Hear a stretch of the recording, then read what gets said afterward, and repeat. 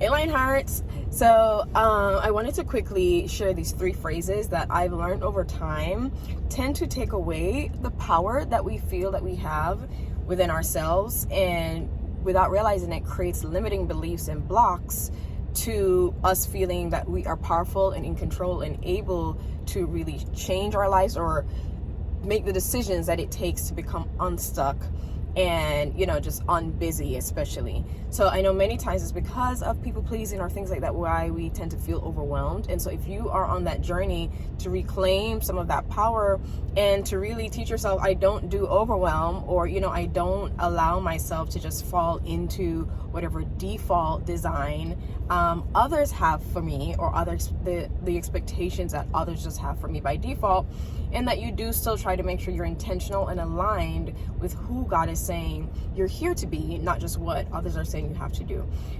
Then these 3 phrases have been very critical for me to learn to cut them out of my vocabulary, cut them out of my language, and if I find myself saying them, to catch myself and reframe it.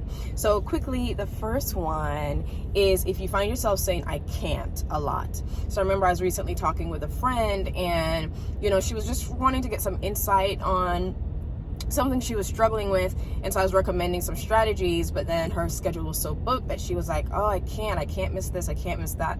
And I remember just saying to her, pause. Remember, like, it's this framework of already feeling like you are just so out of control that is causing you to do things out of control, and you're wanting to shift that.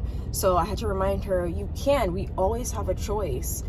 God has given us free will, believe it or not, even though we use it for the things typically that other people want us to do. And all of a sudden when God wants us to do something, we think we can't. But we can change, we can say no, we can cancel on others, we can let people down, we can say, I need to change my mind, I need to shift. And so to just pause if you hear yourself saying I can't a lot, especially when it's time for you to do something that's important to you, really try to reframe that. So I try to help her say, okay, let's look at the things you're saying you can't miss, and are they a priority? Are they more important? Or even if it's just simply saying, I prefer not to cancel this thing because this is also important to me or is important to that person, gives your brain the trigger and the signal that you do still have that power, and not to just feel defeated and like a victim when you just say I can't. Okay, so instead of saying I can't, switch to I prefer, or I have another priority, or this other thing is important to me, and so I'm choosing not to cancel or leave it or quit, if it's a job, things like that. Reframe your language to still make sure you're acknowledging the power you have and the choice you have for your own life. Okay, the second thing I would say is saying I need to, or I need in general, for I need money. Especially as believers, we know that the Lord is our shepherd. We lack nothing, right? God really has already provided everything we need for life and godliness, even if we can't see it. But even on a deeper level, a lot of times when we say I need, it's a language that triggers survival mode in our minds.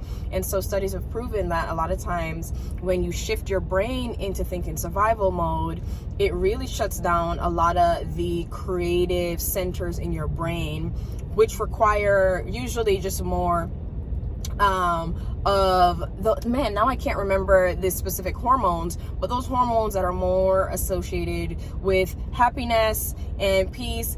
And when you say I need, you actually shift it to this stress mode of figuring out, or thinking you're in survival mode, you're in fear, defensive mode, and it shuts down your creative centers, and it more just defaults to what is something I just need to immediately get done now to make myself feel safe and protected. It doesn't open you up for more expansive problem solving. So keep that in mind, that if you're trying to just, even though you're in a situation that you need to change, your financial situation or your emotional situation, your work situation, whatever it is, instead of saying, man, I need some money right now, or I need to figure out this, instead say, how can I questions like that open up your mind to think, how can I figure this out?